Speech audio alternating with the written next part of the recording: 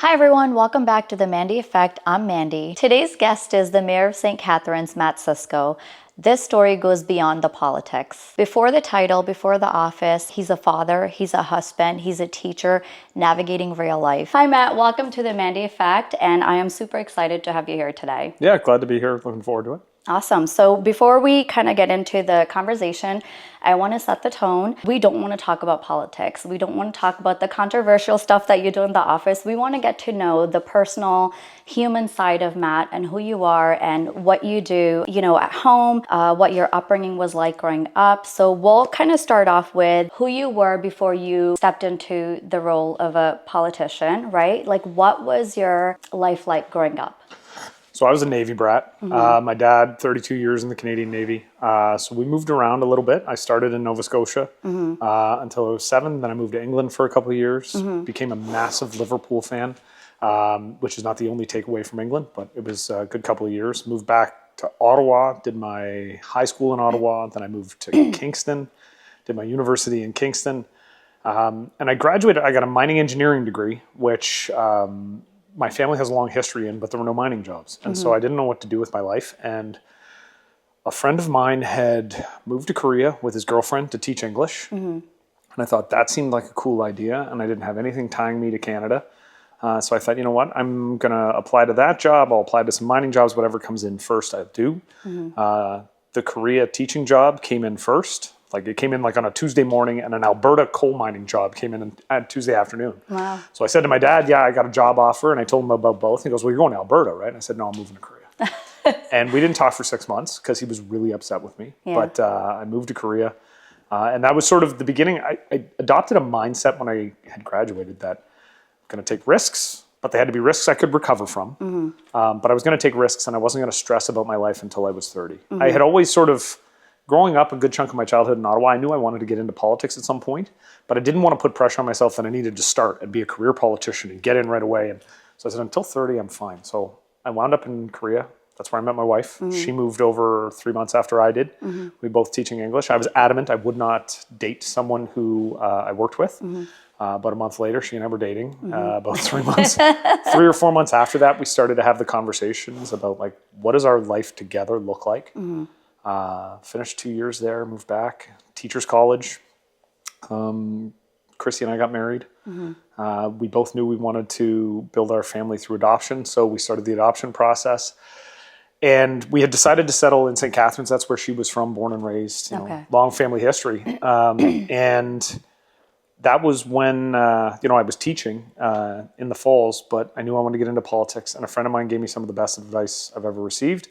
I said I was thinking about running, but I probably wasn't going to. I was going to wait because I still needed to establish myself. And he looked at me and goes, you should run. You're going to lose. That's what friends do. but this is, and I'm like, that was exactly my reaction. I was like, thanks, man. And he says, you're going to lose, but you're going to learn, right? You're going to figure out what you did wrong and then run in the next election with all those lessons. And I thought, you know what? That's good advice. So I did it, and then I didn't lose. Wow. I got elected as a city councillor at age 30, and so I was doing school, and I was I was teaching, and I was a part-time municipal politician. Chrissy and I were building our family, and it was very busy, and it's been busy and chaotic since age 30. So I gave myself to 30, and then 30 is when everything spun up. There were a lot of trials and tribulations during my time as a city councillor, a teacher, a dad, a husband. I've made a lot of changes in my life over the last 15 years during my political career, just realizing that the way I was living life wasn't fair to any of the people in my life. Yeah. So I had to make some changes. And that was, 7 or 8 years ago now, and life has been much better. I'm a recovering alcoholic. Okay. So I quit drinking. I was 38. Best decision I've ever made in my life. And that was sort of the catalyst for fixing a lot of the issues that I wasn't a particularly attentive husband. I tried my best as a dad, but I don't know if I'm particularly proud of my early years as a dad. And I was spending way, way too much, like just piling myself into work, and then relying on alcohol, to sort of bleed the stress off. Yeah. So, it was an interesting time in my life, but I came out of it much better with a much stronger relationship with my family. And I think better at my job, jobs and then now single job. So Yeah. it's pre-Mayor Matt Siscoe was an interesting guy who was trying to figure out a lot of stuff. And to be completely honest, I haven't changed. Like I'm still trying to figure things out day by day. I think that's so beautiful that you shared this raw side of your life, right? I think everybody goes through rock bottom. Everybody goes through a downfall in their life. And it's like that motivation to change has to come from within, right? Yep. It doesn't, you can have friends giving you guidance. You can have, your loved ones trying to support you. But I think it really comes from within, the willingness to want to change and make that difference. So talking about your drinking problem, when did you realize, like when was your aha moment when you were like, okay, I need to change? And was there ever like a relapse or... So the truth is, like, you have lots of aha moments where you know you need to change. Yeah. I'm going to say pretty consistently from 25 until 38. Like every couple of months, I'd just look at it and be like, this can't continue the way it is. And I went through periods where like I would stop drinking for a long period of time. I wouldn't admit to myself that I had a problem. I'd just make the decision.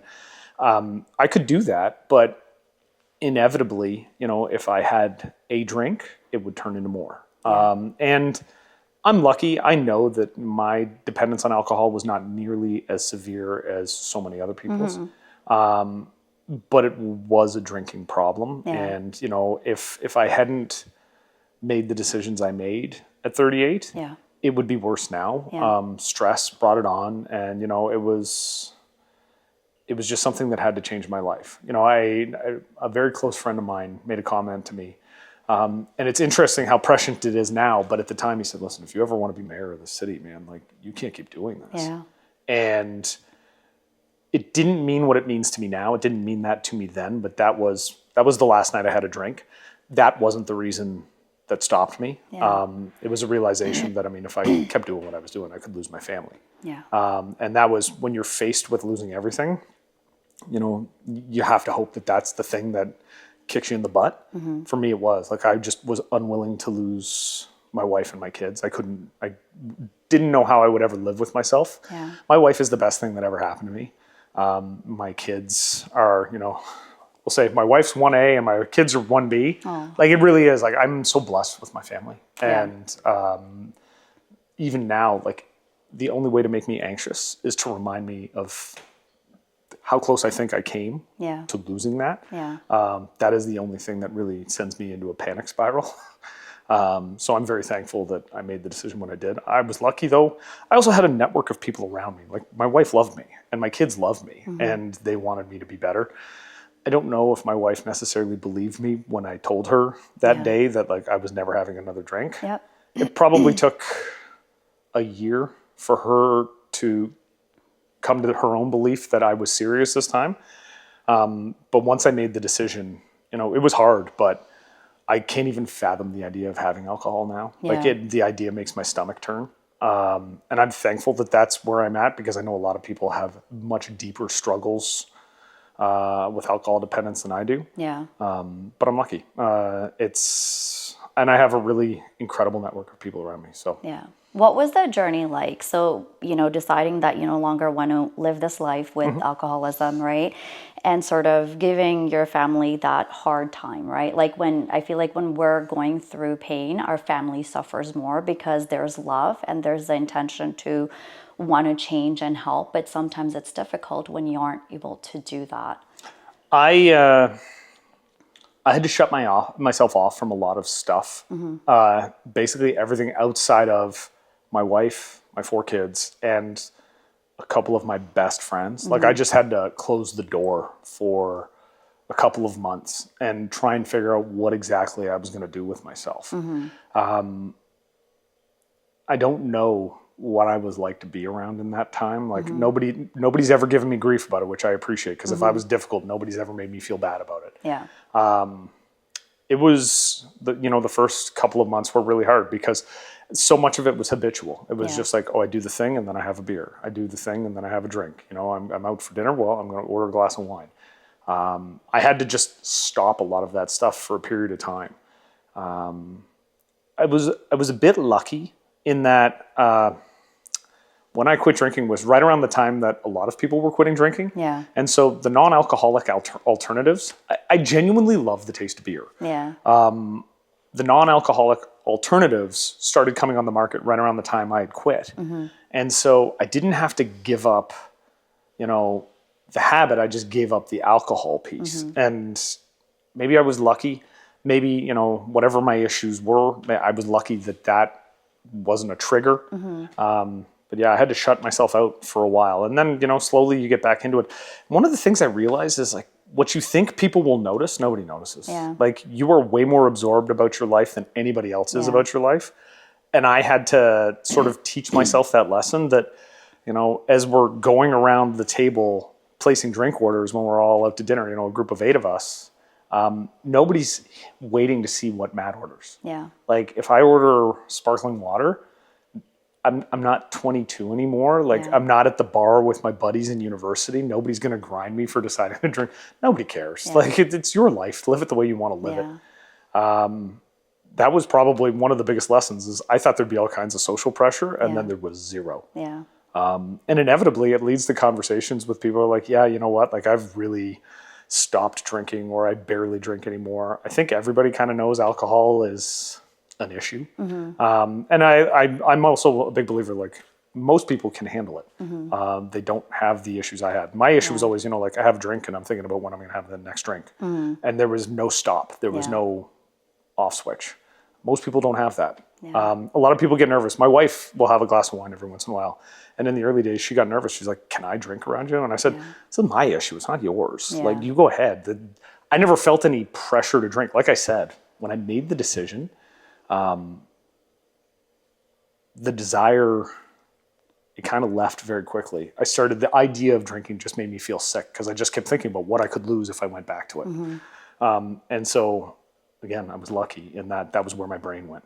You are. And it's really sweet that you touched on that. Like, knowing Chrissy, I can imagine how supportive she must have been. And the fact that she respected you enough to say, hey, can I have a wine? And I think people around us are more careful and try to be more respectful than we even think or imagine, right? Yeah. So going back into your childhood, what was it like growing up? What were you like? What are things that you did? I was super anxious as a kid. I'm an introvert, which always surprises people. Like, what do you mean you're an introvert? You're the mayor of a city. And I'm like, yeah, but that's not my natural, like I'm not an outgoing guy in general. Once I get into a conversation, super outgoing. Yeah. But introducing myself to people and everything else, I really struggled. And when you move around, like you kind of always having to reintroduce yourself and try and make new friends. And I was terrible at that. I was an anxious kid. I had a lot of social anxiety. So it was tough. I always had like a couple of very close friends. Yeah. And I'm really blessed in that over time, I've kept in touch with almost all of them.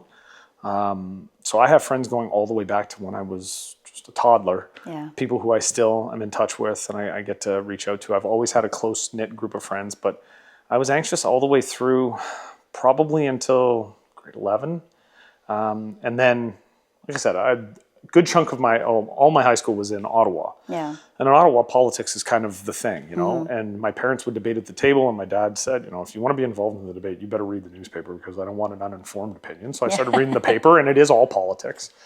And as I got more and more political, I realized that was a path I probably wanted to take with my life. So, you're in high school, you figure, okay, I'm going to run for student council president. And that was sort of the beginning where I sort of faced up to the idea, like, listen, you can be socially anxious and an introvert, but you're not going to get where you want to get if you're going to lean into that. And so I had to really push myself to go and be out there. And I did that. And, student council co-president in my high school, the guy who I was co-president with became, still to this day, one of my closest friends.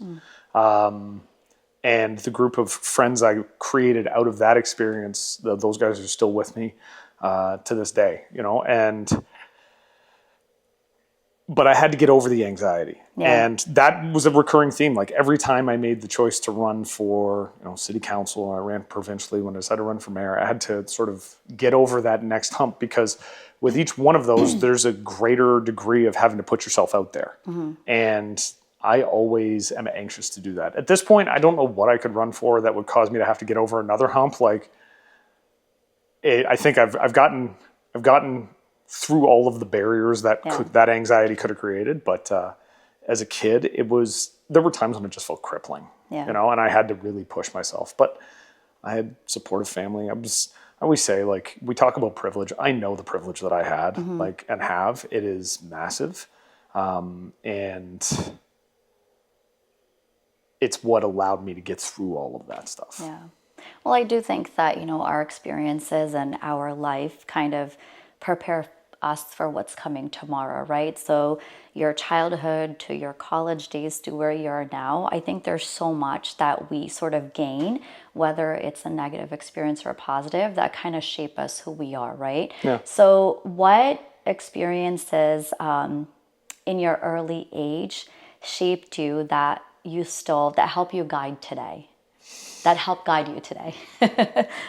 I think one of the biggest ones was the moving around piece, and just you've got to be willing to just put yourself in front of people you don't know, and take a swing. And it was something I was really bad at as a kid, and I've had to get better at it as life has gone on. When you go to a new place, where there's already pre-existing groups and people know each other, and it was always very difficult for me in the early years to sort of get over that hump. But every step I've taken, I've lived in multiple cities now. I'm pretty confident, my wife and I've had this conversation, I don't ever want to leave St. Catharines. Like, I love St. Catharines. It's an incredible city. But having to reinvent yourself every time and find the new group of friends and the new people you can depend on, I think that was one of the most important things for me. And it wasn't just, like having a dad in the Navy who forced you to move around. Like, I made that decision when I got older as well. Picking up and moving to Korea for a couple of years.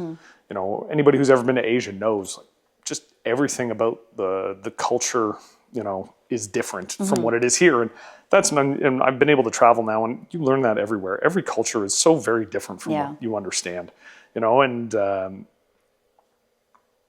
having to learn how to adapt to that, I think, has just been it's helped create a superpower, because you need to be adaptable. And in this world now, like, you need to be adaptable going from one situation to another. You need to, readjust your frame of thinking to the people who are in the room and try and understand where they're coming from. And those are the things that I think I've been able to gain from, just a little bit of a transient lifestyle as a kid when Dad kept having to pick up and move. Yeah. Fair enough.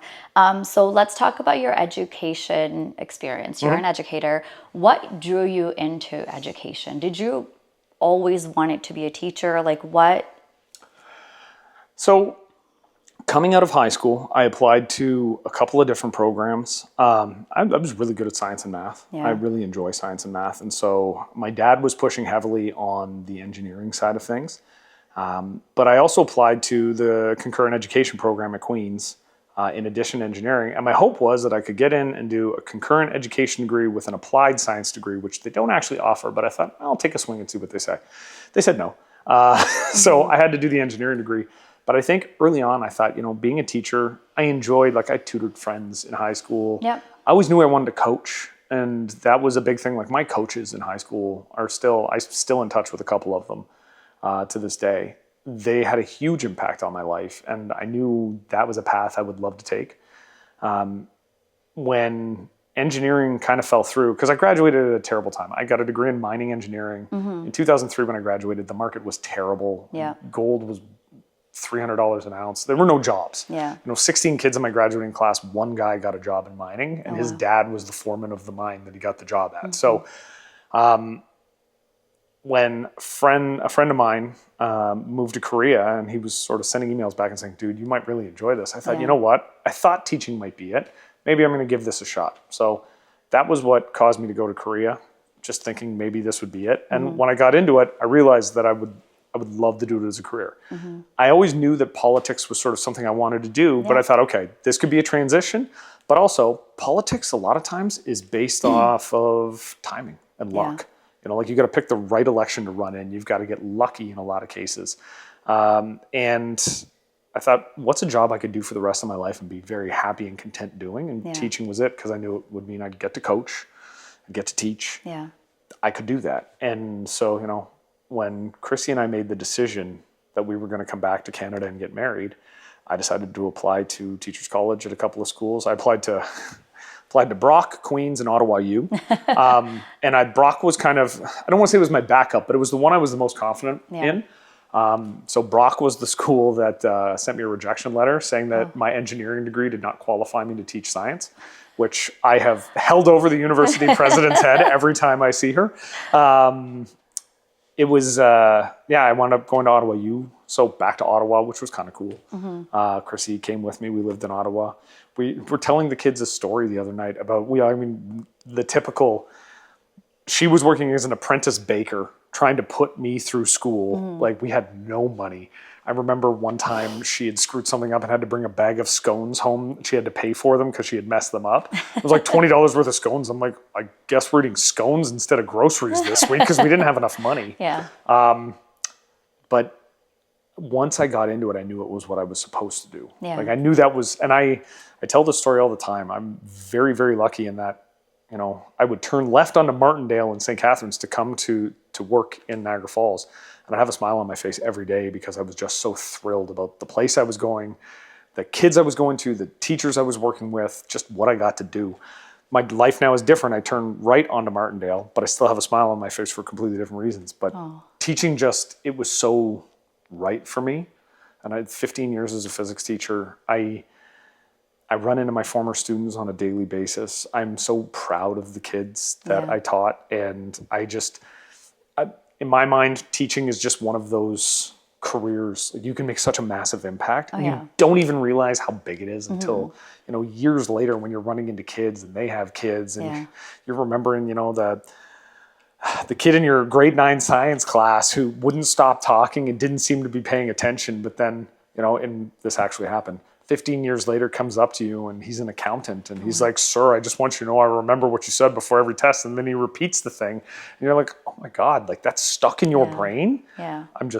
I have lived a very blessed, very charmed life. That's fantastic. And sometimes it's like the little things that you can say that become like a Bible for people. So I'm really glad you touched on that. So what did being in the classroom teach you that you still carry today?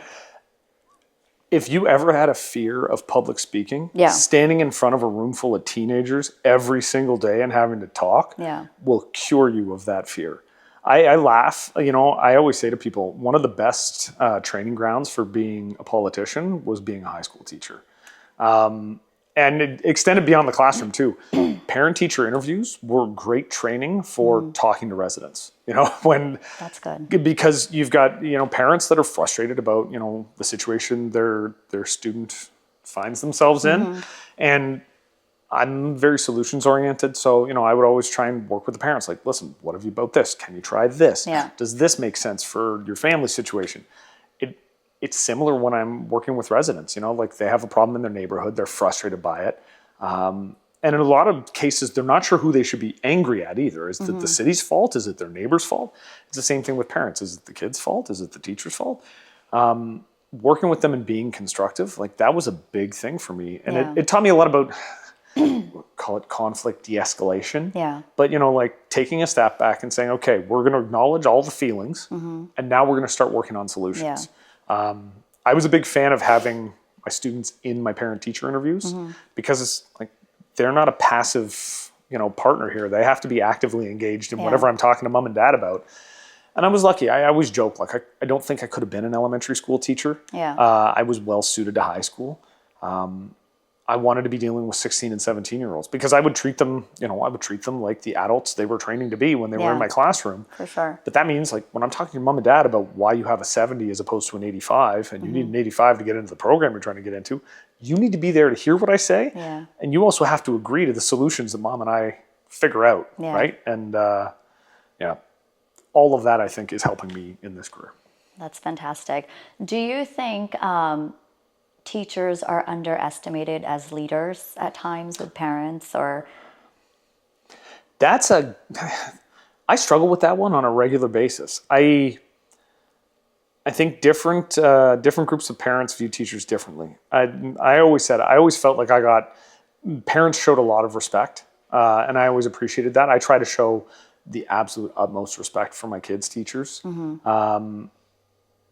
Sometimes parents struggle to understand where the teacher's coming from because they're doing what they believe is the most important thing, advocating for their child. Yeah. But I think on the whole, yeah, there's a certain level of respect that is accorded and afforded to teachers, and I think it's fair. Yeah. I also, there were instances in my time as a teacher where I had to fall on my sword because I made a mistake. And, it's one of the first things I would tell my classes is, like, I am human. I will make an error.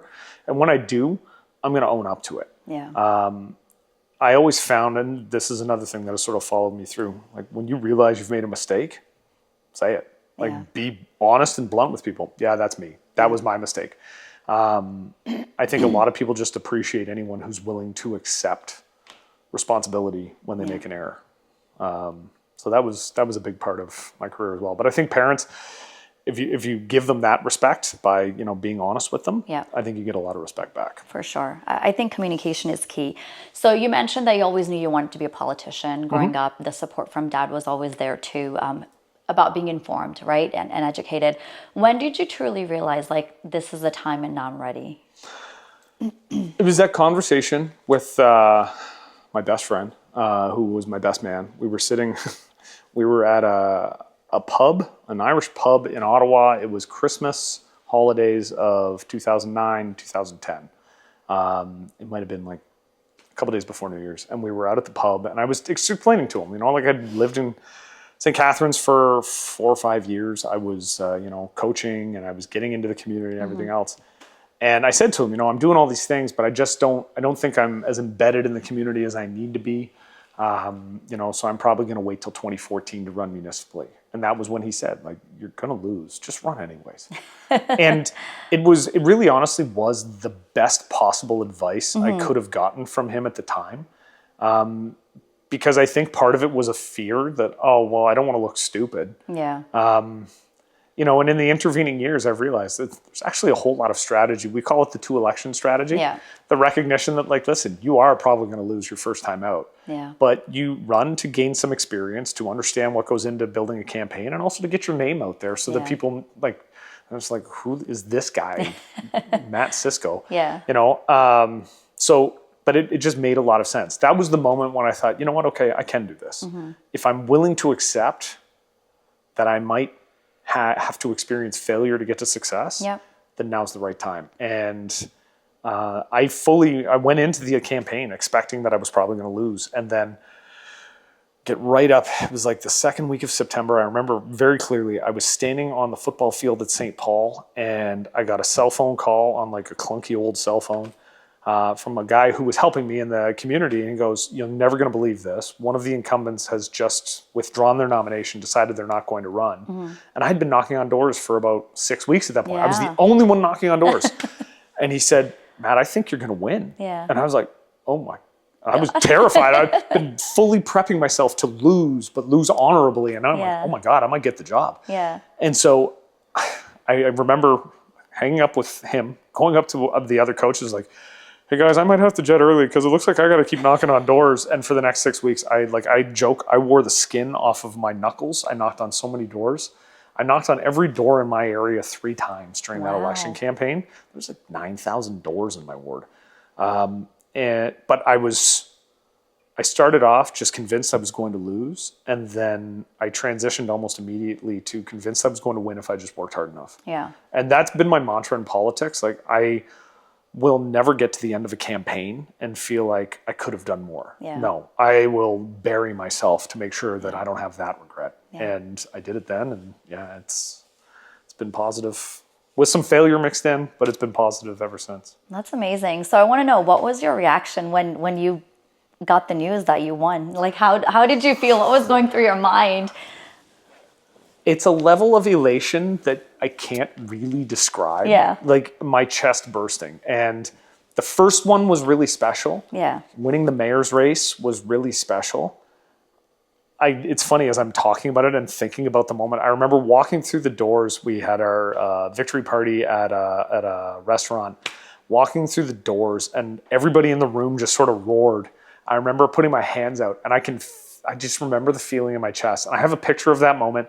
My oldest son is walking through the door with me. Oh. I'm gonna cry in a second. You know what? Let me grab a tissue box. I should be good. But it was just an incredible moment, and it was elation. Yeah. And I don't know how many times you feel that in your life. Yeah. Like, I feel really lucky that I felt it a couple of times.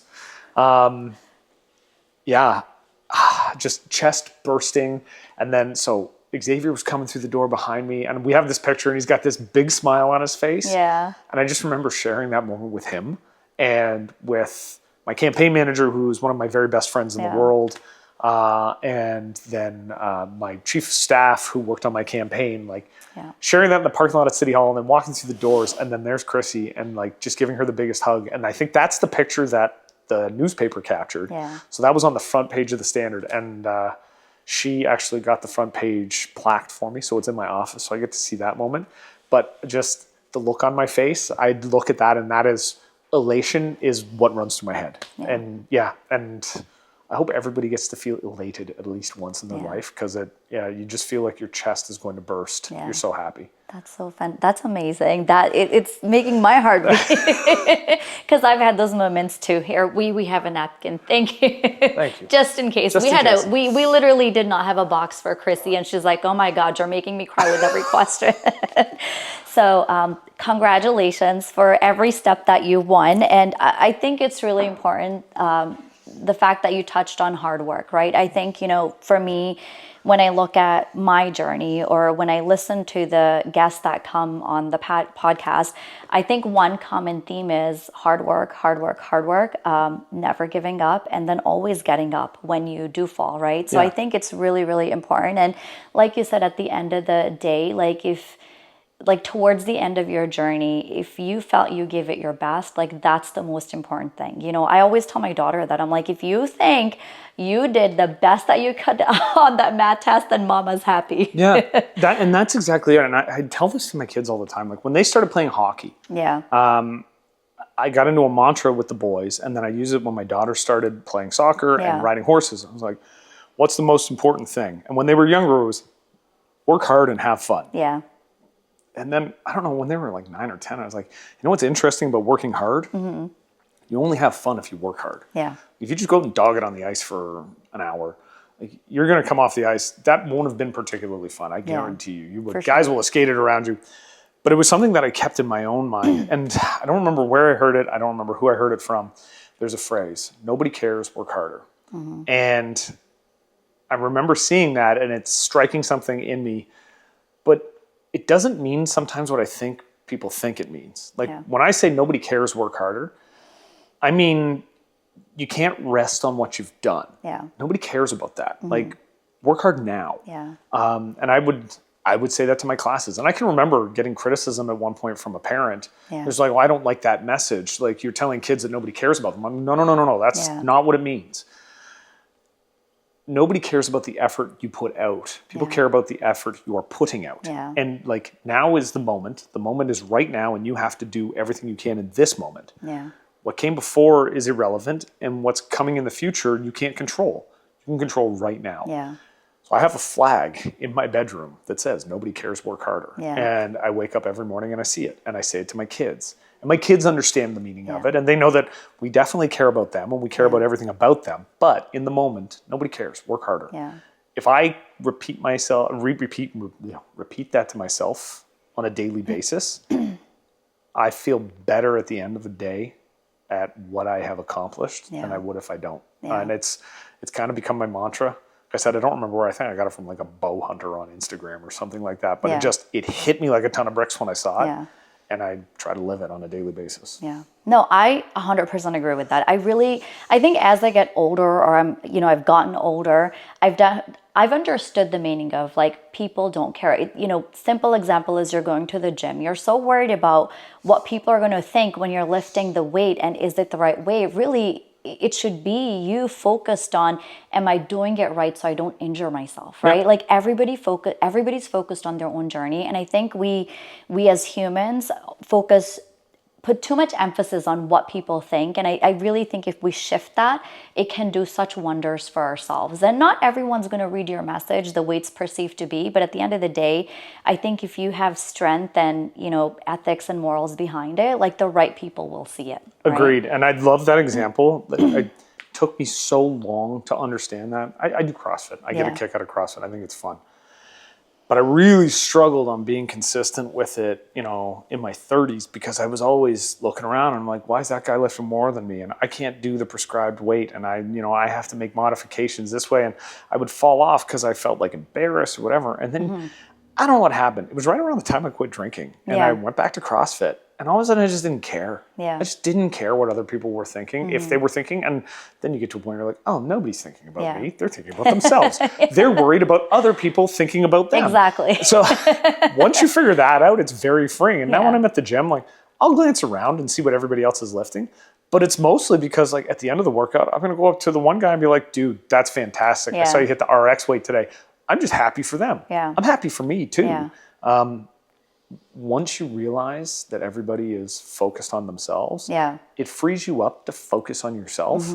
And I think that's the only way you find that happiness in life, is to focus on, what you're doing and how you're working at it. Yeah, no, I agree. I think, growing up, I'm sure you've heard someone say you have to believe in yourself. You have to, I think people in your journey, you meet people that will believe in you, and they'll help you push and sort of motivate, and ultimately you will reach your goals and build your confidence.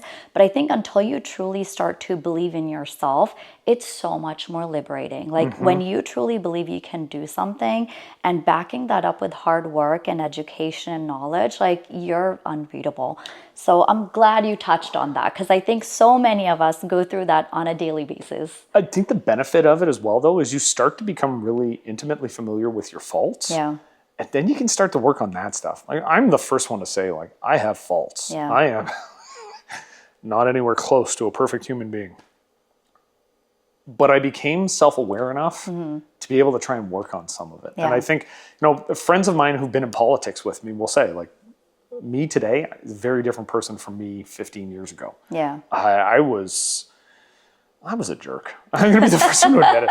And I've had a couple of counselors, like a couple of the folks on my council, who will flat out say, when we met and your first term on council, you were insufferable and I did not like you. Yeah. And I have really, really good, positive working relationships with those folks. A couple of them I would consider friends at this point. One of them I'd consider a mentor. Yeah. And they'll all be very blunt and honest with me. But it was building my self-confidence and then getting really introspective. Yeah. And then all of a sudden, I was able to change the things that I knew, were not good qualities. You can't be so married to what you are right now that you're unwilling to start changing things for the better. And I've met people that are very married to who they are, and they almost celebrate their faults. And I find that strange. It's like, no, if I know I've got faults, I want to try and work on them. Yeah. I think it's all about perspective, right? Yeah. Some people are good with that. At the end of the day, as long as you learn and move forward, I think that's all that matters. Agreed. Yeah, right. I think that's a good message from all of that. No, I really genuinely, very similar to Chrissy. She was very raw. I love the rawness. And I think that's the side that we wanted to bring out today, is who you are as a human, right? And as a person outside the office. So we're going to talk about entering the public eye a little bit. When you first entered the public eye, right? What was one thing that surprised you the most?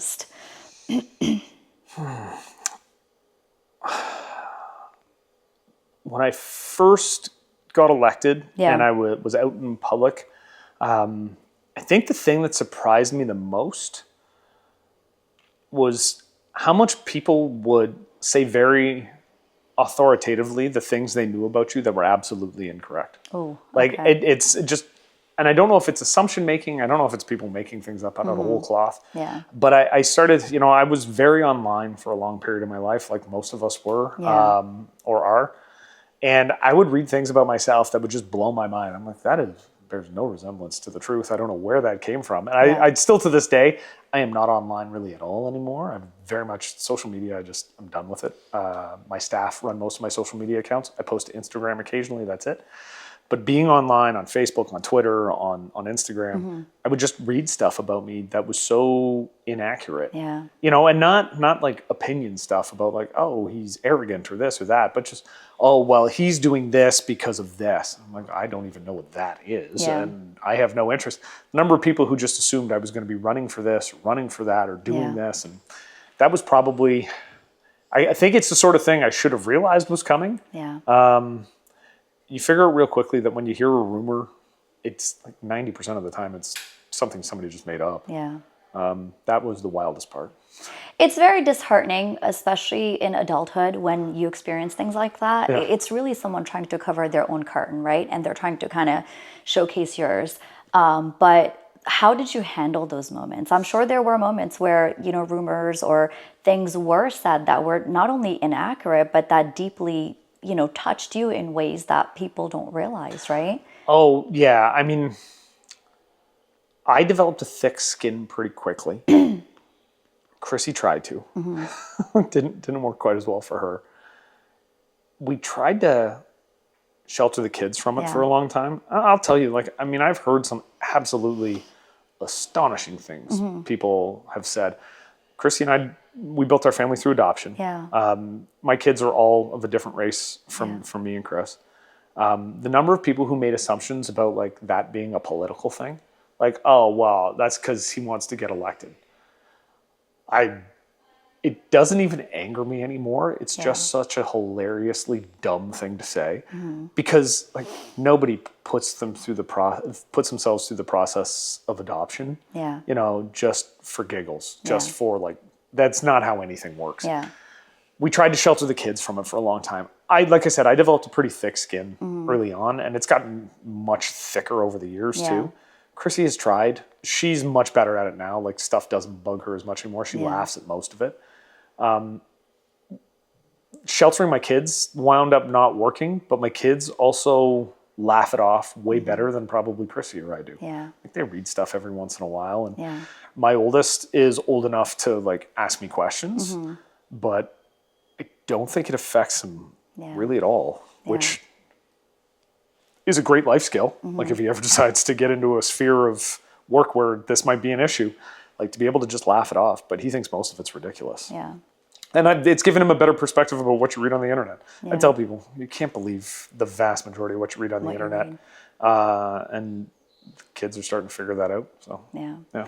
I guess yes, you've learned to develop thick skin. Not everybody can do that. I think just being who I am myself, sometimes it's really hard to let go. No matter what you try, no matter what you try to think about, you know, it is really hard to let go. I guess, like, what advice do you have for that one person who's trying right now that you think could help them? Like, sometimes people can say really mean things that aren't even true, but that can really deeply, you know, scar somebody.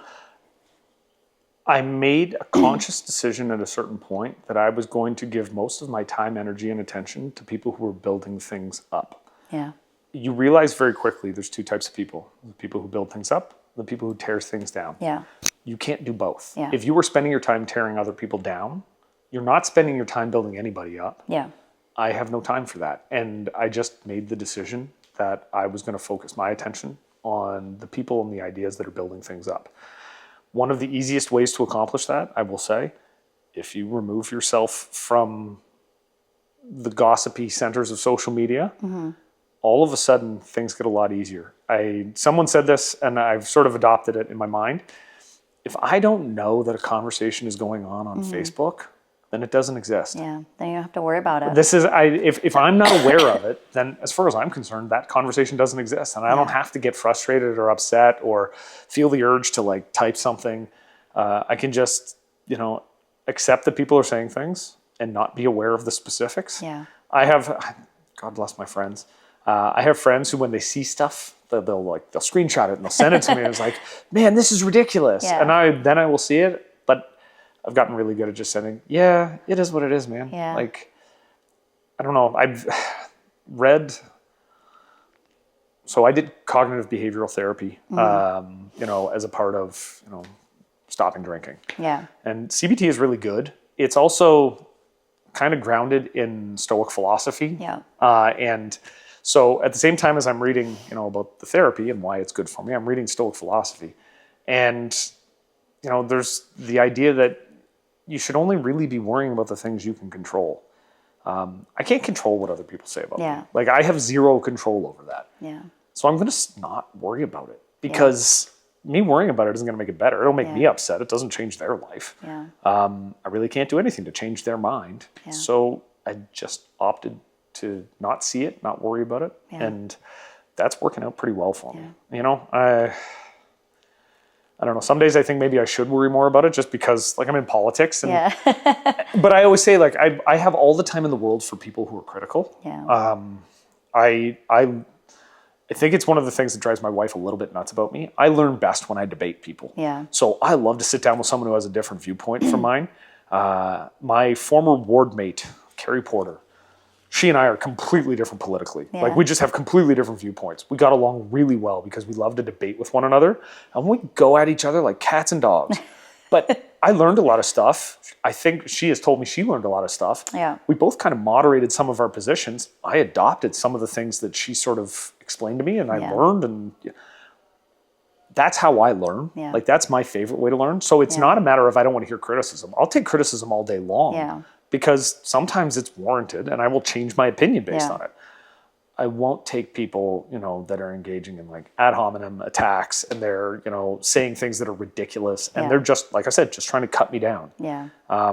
You're not trying to build anything up. Yeah. Someone who's being appropriately critical, they're trying to make things better. Yeah. Well, I'm here for you all day. Like, Yeah. I will listen to that 10 times out of 10. We may still disagree at the end. Like, there were times when Carrie and I just had to accept, like, we are not agreeing on this particular thing. We will step away from the conversation.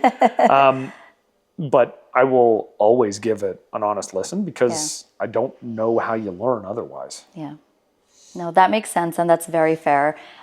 Do you think being in the public eye, in your position, has it felt heavier or clearer in time? Clearer.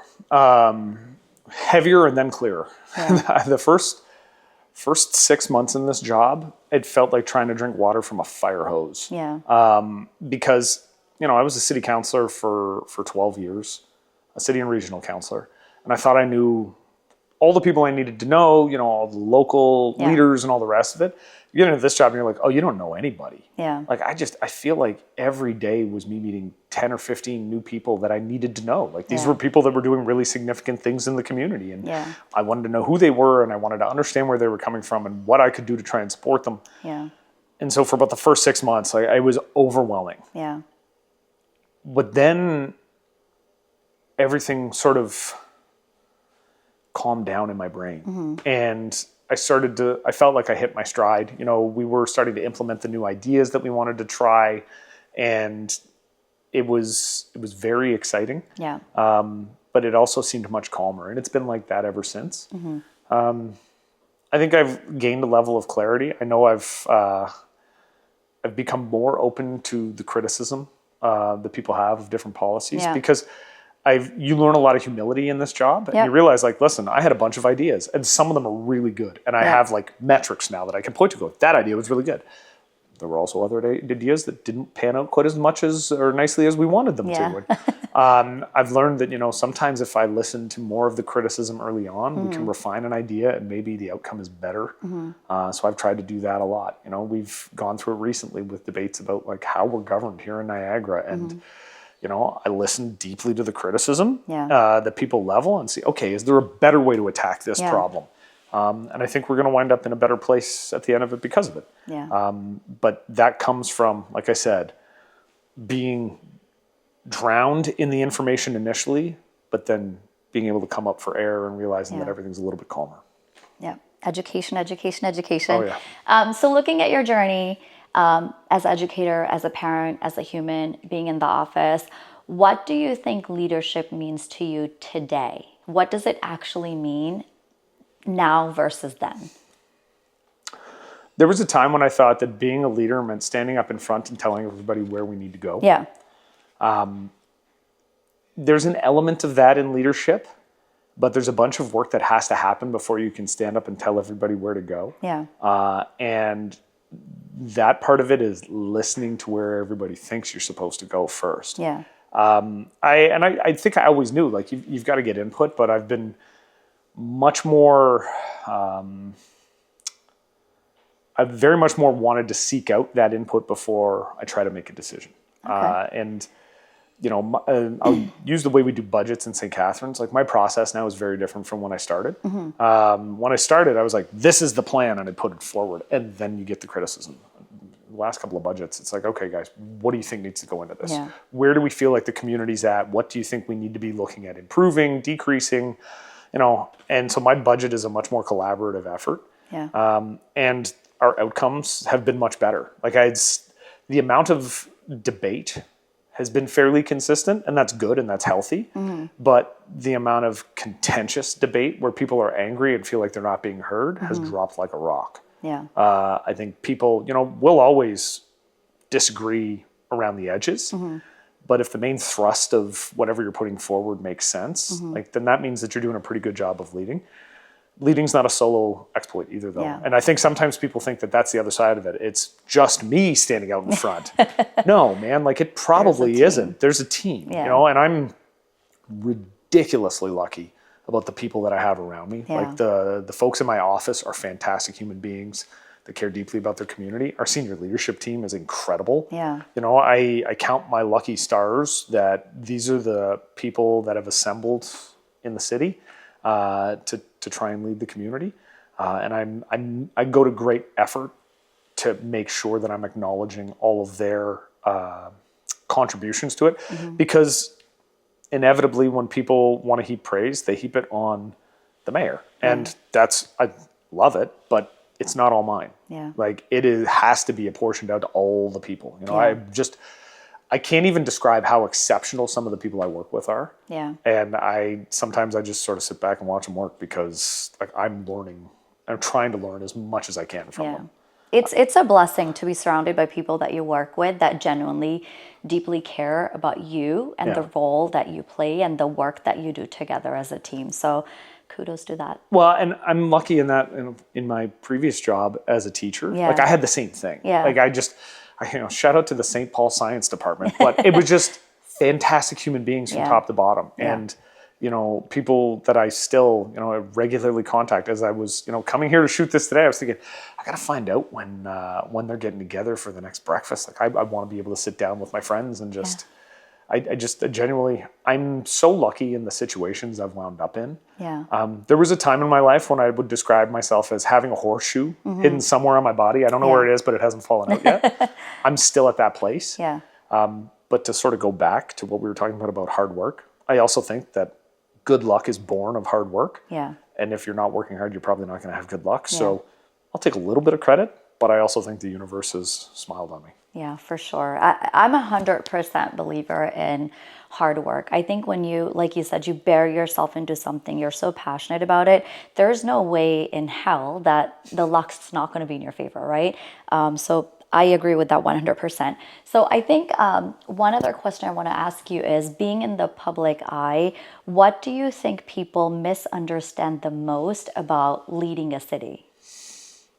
I think the thing that people misunderstand the most is the level of power they believe a mayor actually has. And it took me a second. A couple of years ago, the province changed the legislation in Ontario, and they made a bunch of strong mayors. Yeah. And the joke that I had with some of my other colleagues who had been given these strong mayor powers was, now we have some of the power that people assumed we always had. Yeah. People think that the mayor is able to do all kinds of things that we're just not able to do. And I mean, I will admit, like, that is the biggest source of frustration in my day-to-day work life, is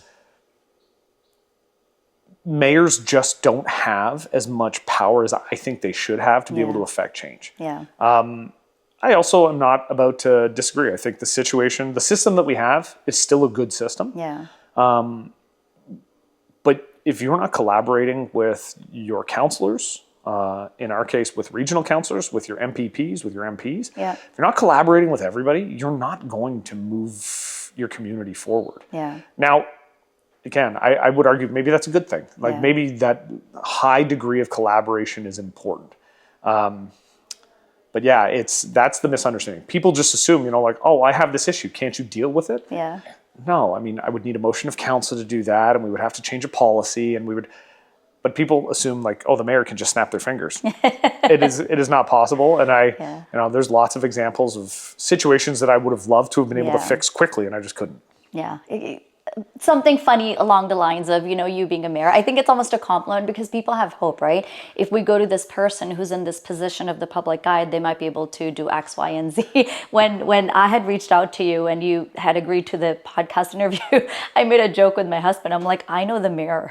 Who do you know? Every once in a while, people will make that joke, and I kind of laugh. I'm like, oh, if you only knew how little I can actually do to help you in this situation. But I try to ground myself, though, when I'm talking to residents in exactly that. Like, in a lot of cases, you've got residents who are like, there's a situation, it's been frustrating them, it's really grinding them, and they get to a point, in some cases, of like desperation, like, please fix this problem for me.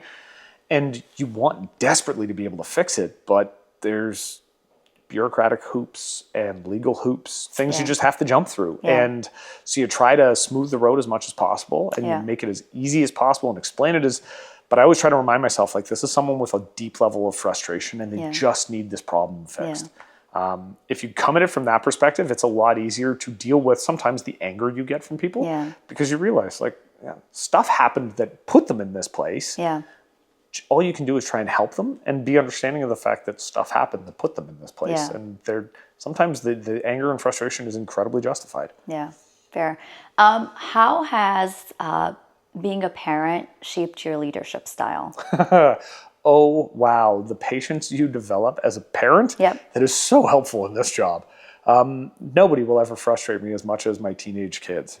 I think that's the biggest thing. Like, our youngest son has very severe special needs.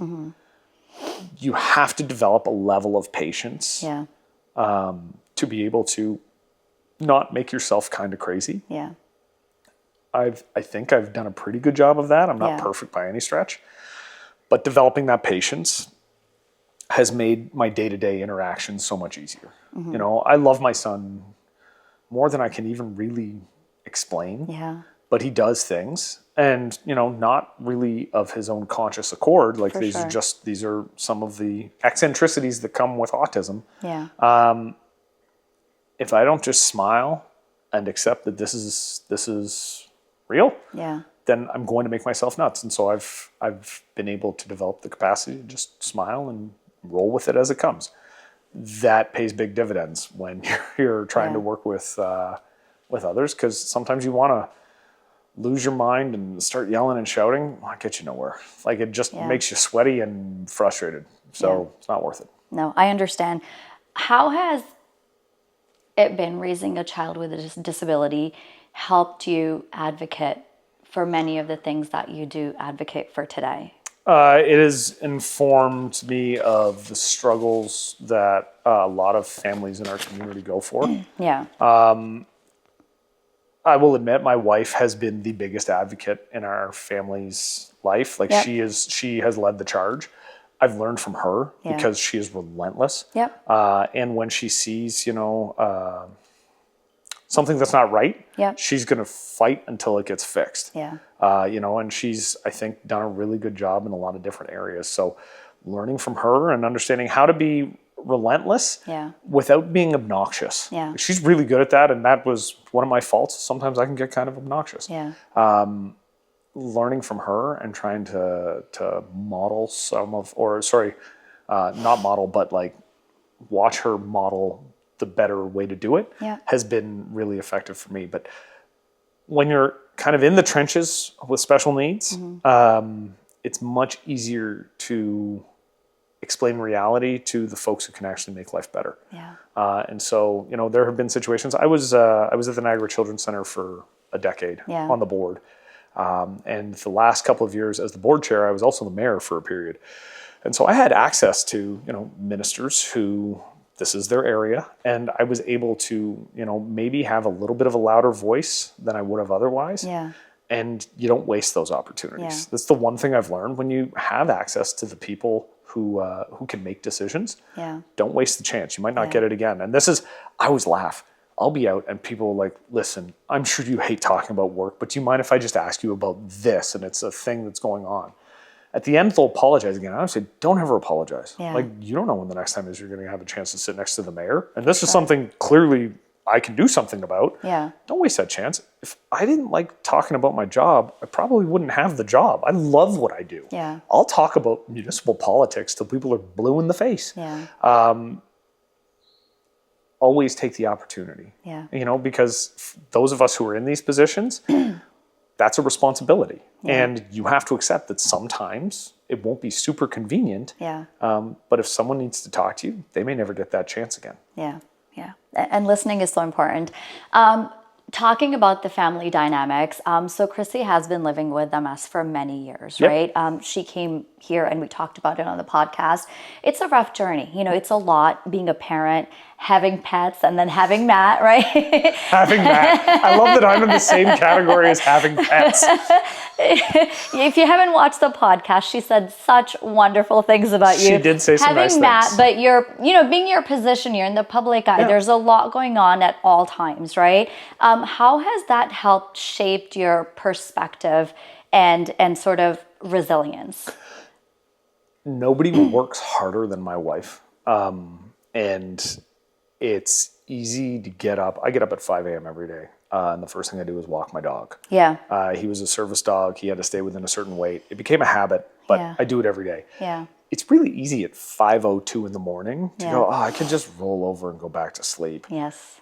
Nobody works harder than my wife. Yeah. And I honestly use her as a bit of a model. Yeah. Like, okay, if Chris is getting up today, like, I know her legs don't want to work properly. Yeah. I know that she's going to have to gut it out to get up the stairs and get in the shower. And I know that because I'm gone for 12 hours, she's going to have to get Darius on the bus, and then she's going to have to get herself to work and work for a full shift, but then come back and get Darius off the bus and then continue to work and then make dinner and then get Soph to soccer and X to work and then X home from work and then Soph home from soccer. She's going to have to work so hard. Yeah. Like, okay, the least I could do is try to match her. Yeah. It's impressive to watch her on a daily basis. And I want to be the best version of myself for her. Yeah. I've made it a mission in my life to try and decrease the amount of stuff she has to do. Yeah. Because I know, since COVID, she's slowed down. It's interesting. She was diagnosed with MS the day before I met her. Yeah. She moved to Korea. She found out the day before she moved to Korea that she had been diagnosed with MS. So I've known our entire relationship. It was one of the first things she ever told me. And I won't say I've prepared myself for it, but I'm very cognizant of what this looks like. I know what the trajectory is in general. So we have sort of a thing we say to each other. We'll figure it out. Yeah. And that's when we encounter a difficulty or we encounter a bump in the road or, a major catastrophe. We'll figure it out. Yeah. We'll find a way. We always do. And that's the same. We'll find a way. We always do. Yeah. And we will. If you take that and you adopt that mindset, you probably will. Yeah. I love that. That's so beautiful. I do love that. But I take so much inspiration from her because she's an incredible mom and she is an incredible wife. And she's just an incredible person. Yeah. And I'm, going back to seems to be the theme. I am very blessed that I met her in the first place and that I threw away my stupid rule that I don't date people that I work with. I am glad that I just dumped that off to the side because she's the best thing that ever happened to me. That's fantastic. I'm sure she's going to be super happy to hear that. We'll make sure that's a trailer. So how have these personal experiences changed how you show up as a leader today? I think who I am today is shaped by all the positives and the negatives I've gone through. Yeah. And this was an interesting conversation with my I remember very poignantly, my oldest son, when he was going into high school and he had to pick his courses for the first time, he's like, Dad, what if I make a mistake? And I'm like, you don't really make a mistake in this, buddy. Like, you're going to learn one way or another whether this is the thing you're supposed to do. I've had a lot of experiences in my life. Some of them have been fantastic. Some of them have been awful. I am who I am because of those experiences. Yeah. You know, so who I am today is a product of all of the inputs from everything I've done, all the people I've met, all the relationships I've created, all the relationships I've had that failed. You know, they got me to this place. It's if you remind yourself of that on a regular basis, it's a really easy way to avoid ever having regrets in your life. Okay. And that's a big thing. I live my life with 0 regrets. Yeah. Even when I've just colossally screwed up, Yeah. and I have, that experience got me to here. Yeah. And I feel pretty good about where I am right now. Yeah. I also know that everything's a process. Like, I'm not done. You know, a lot of people ask me, like, what are your plans after politics? Well, I know I have to keep working. I'm only in my mid-40s, and I'm not gonna be in politics forever. Like, I made that decision very early on, but Chrissy and I crystallized it when, you know, I asked her the first time if she was okay with me running for mayor. It was a family decision. She said, yeah, but 2 terms and then you're done. Yeah. All the way out of politics. I'm like, all right, I can do that. Yeah. And politics has changed enough that, like, that would get me to 20 years. I can step away at that point. But I'll only be 50. Like, if I'm blessed enough to get a second term, I'll only be 50. I have to keep working for like 15 or 20 more years. I got 4 kids. They all want to go to school. Like, it's a process. And so this set of experiences will create a different version of me in a couple of years that will go on and do something else. And those experiences will create a different version of me. It's a constant evolution. And so I, as happy and fulfilled as I am at this point in my life, I know that there can be more happiness and different fulfillment in other ways. So I just live with no regrets. Awesome. I love that. So let's talk about hard seasons. On this channel, we love talking about the raw and the hardships. And I love that you shared your experiences earlier. But if you were to look back, or even, you know, at the most recent experiences, what do you think has been the most hardest personally or professionally scenario that you could share with us? An experience that was, you know, a rough patch. It's always dangerous to ask that question to a politician because you got to be very careful about what you want to pull out. Anything personal? No, yeah, okay, you know, let's go personal. COVID was really hard. Yeah. Really hard. Yeah. And, you know, one of the issues in our family, my kids, I think ultimately we all came out of it okay. Yep.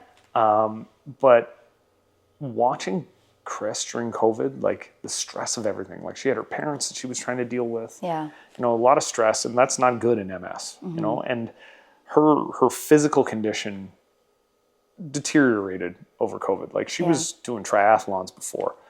Watching the person you love more than anything in the world go through that is really hard. And, you know, I touched on the fact that, like, I watch how hard she works on a daily basis. Yeah. I think that's what came out of it, was me realizing, like, if she can be resilient in the face of all this, I have to be resilient. Yeah. But that was really hard. Yeah. And, you know, if COVID doesn't happen, I don't know if everything looks the way it does right now. I think that would be on the personal side of things. That would be the toughest. Yeah. I will say, from a professional standpoint, over the last year, I have sort of seen the character of some of the people that I work with, and it sometimes it can be really heartening. Yeah. There have been a couple of specific instances where it's really disappointing. Yeah. And I'm lucky that it's not a regular thing. It's only in a few very specific instances. Yeah. And that has been a little bit disheartening. Yeah. I don't want to be more specific. I never want to call other people out. Absolutely. And you know what? To be fair, that's everywhere. Yeah. I work in IT. I've been in the fashion world. And I think it's everywhere you go. There's always going to be that disheartening moment, or that position, or that situation, or that person where you just expect better. But then you have to remind yourself that when someone shows you who they are, just believe them and move on, right? And that's 100%. I try to teach that to my kids all the time. The other thing that I always remind myself, though, and I don't remember where I heard this, I hear a lot of stuff. Is the idea like everybody was a baby. Yeah. And then things happened. Yeah. And they became who they are. Yeah. And this is, I have tried to approach everybody that I encounter in the world the same way. Everybody was a baby, and they're a product of all the things that happened to them, all the experiences. Yeah. So, I mean, that doesn't mean that nobody's responsible for who they are. Obviously, we're all responsible for who we are ultimately. We all have conscious choice and free will, and we can do what we want to do. Yep. But there are also those circumstances, and sometimes I see, you get disheartened. If I remind myself of that fact, something happened to cause that person to behave in the way they did. Yep. Okay, then I'm just going to have to accept exactly what you said. Yeah. They've told me who they are. Okay, I have to accept that. Yep. I can move on from this. Now I have a little bit more information, and the puzzle fits together a little bit better as to how I'm going to deal with the world. Yep. One more question on hard seasons. What did hardship teach you that success could never teach you? Hardship teaches you that success is not linear. Okay. That you don't just go from unqualified success to unqualified success to unqualified success. Sometimes you have to take 5 steps backwards to get 6 steps ahead. Yeah. You have to fail. And you have to be accepting of the fact that you're going to fail, because nobody wins all the time. Yeah. I can't think of a single politician who won every single election, never faced that hardship of failure. Yeah. Somewhere along the line, they were defeated. And I mean, maybe not just elections, but like votes that are important or whatever. You have to fail. Failure is where learning comes from. Chrissy has this, and I always laugh at her when she says that. I don't lose. I either win or I learn. Yeah. And it's like, okay, that's schmaltzy, and it kind of annoys me. Like, no, you did lose. Yeah. But if you learned with the loss, that's okay, Yeah. right? I used to say this to my physics students, right? Like, if you came in and you just knew everything and did everything perfect right off the hop then I didn't actually teach you anything. Like, you didn't learn anything. You just already knew it. Yeah. You have to make mistakes to figure out where you're screwing up. And it's such a basic, but sometimes we try to avoid mistakes and failure and all the rest of it. I mean, yeah, obviously nobody wants to fail, but if you're learning from it, well, then that's a part of every process. That's how you iterate to success. Yeah.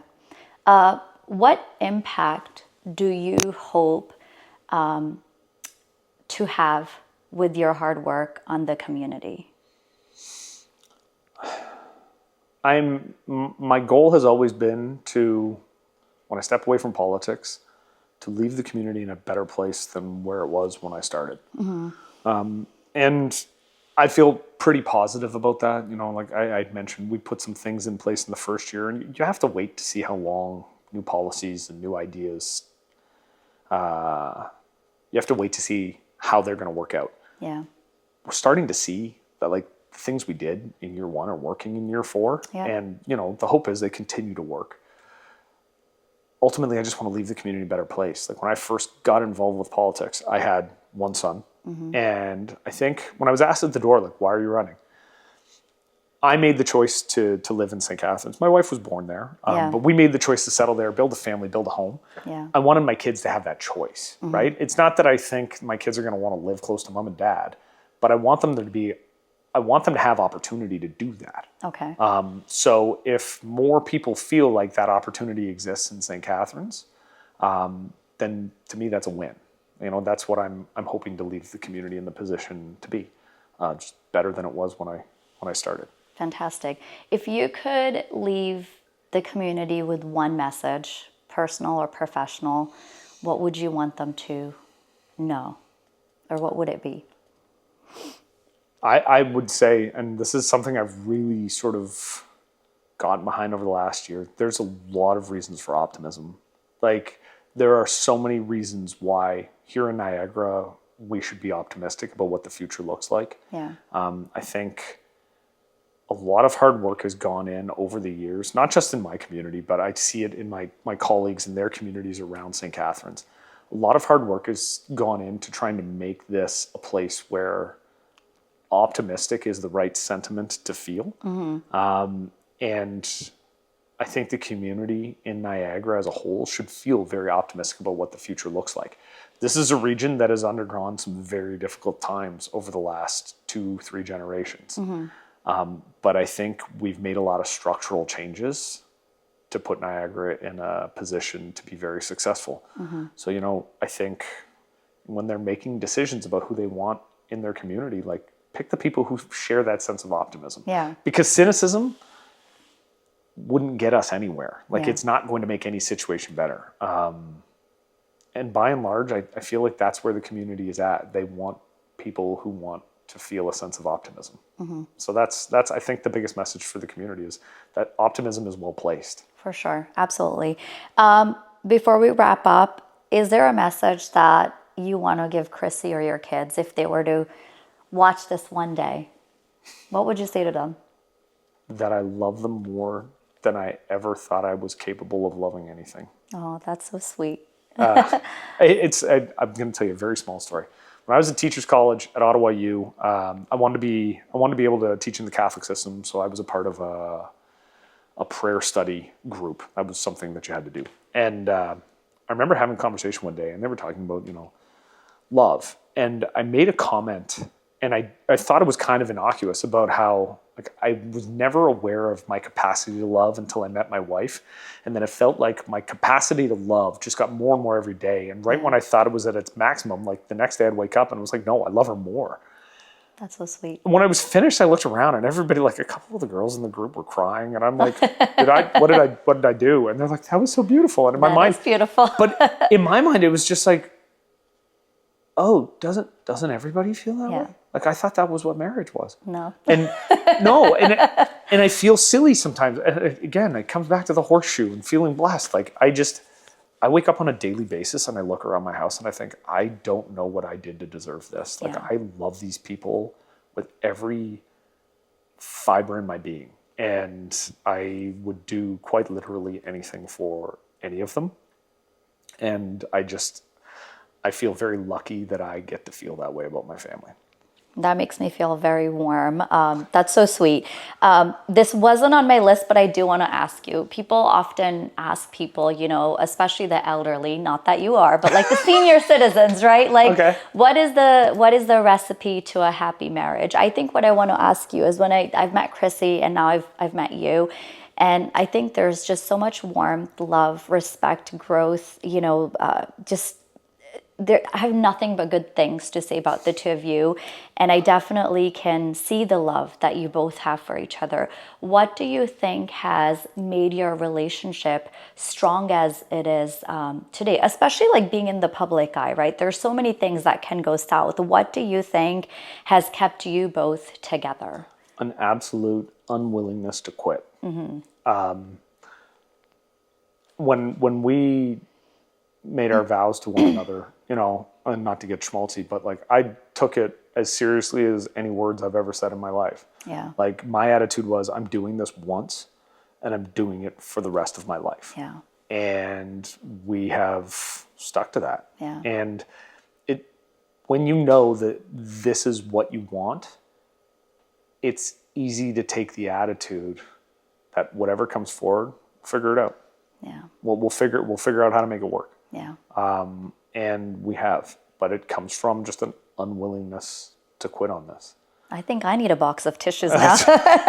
I love that advice. I think, so many relationships, like Chrissy and I talked about marriage and kind of the longevity, right? And she also kind of touched on, in your marriage, there's like the honeymoon period, right? And then people tend to depart as life goes on, marriage goes on, and the years pass. What really stands out in the end is how you kind of came back together and that dedication in your marriage. So I am so glad that you guys are on the same page, and that makes me so happy. So on a lighter note, to close out this interview, I would like to ask you a couple rapid fire questions. Just nothing fancy, very simple, quick answers that come to your mind. Are you ready, Matt? Let's go. Okay, all right. So the first one is, are you a morning person or a night owl? Morning.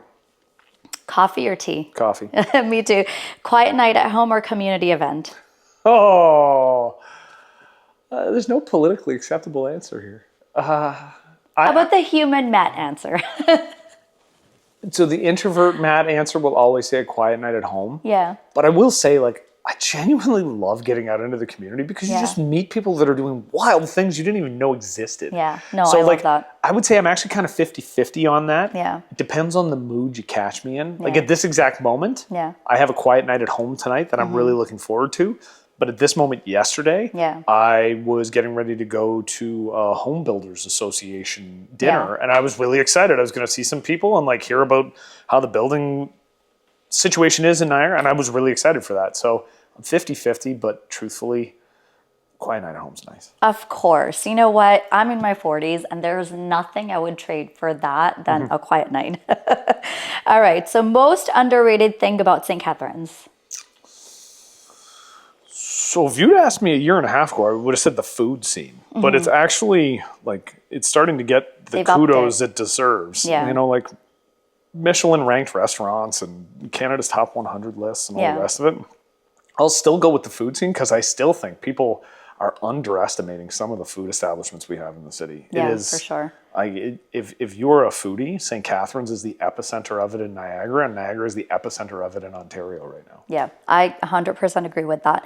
What's harder, teaching or politics? Teaching. One word your family would use to describe you.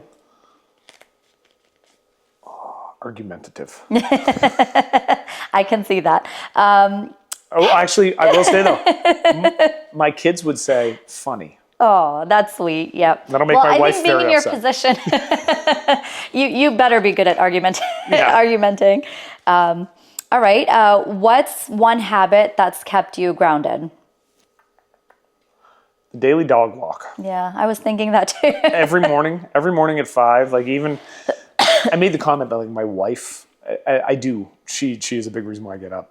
Yeah. I also have a 10-year-old lab Yeah. who is as good as any alarm clock on the planet. And if it gets to 5:03 and I'm not out of bed, he's licking my hand and going, "Hey, let's go." Let's go. So you have a lot of people that are tapping your shoulder, which is great. Yep. The gentle reminders, right? What's your reset after a stressful day? 15 minutes with a book. That's amazing. Yeah. What are you reading right now? So I'm the kind of person, there's two types of people, the people who read just one book and the people who are reading like 12. Yeah. I have 2 books on the go right now. One is the biography of Winston Churchill, Okay. which is fascinating. I'm into the 20s. It's an interesting time in England. And then the other one is the 11th book of an 11-book series. Oh, wow. It's an alt history timeline where they basically, the author went back to the Civil War Yeah. and had the Confederate States win. Awesome. And we are now, it is 1944, and the Confederate States have, like, the president of the Confederate States is like the Hitler figure. Everything else in the world is different, but the war happened anyways. It is fascinating. It is terrifying. And I have been hooked on this series for 2 years. Wow. I'm going to say total, it's like 8,000 pages. Oh my God. And I'm just finishing. I'm about halfway through the last of 11 books. It's phenomenal. That's wonderful. I hope you finish it. Me too. One thing people would be surprised to know about being a mayor.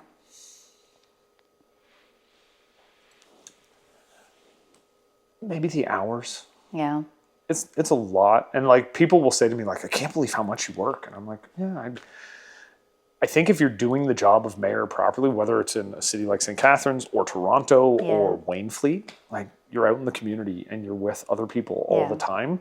There's an expectation, and I think it's warranted. Like that's the expectation we have of our civic leaders. So Yeah. I think the schedule. Sounds good. If you weren't in public service, what would you be doing? I'd be in the classroom. Okay, I had a feeling you'd say that. Best advice you've ever received? Just do the thing. Yeah. You're going to fail, but you'll learn something from it. I love that. I love that. I'm a quotes person, and that's going to be one on my book. One word that defines your leadership. Ooh.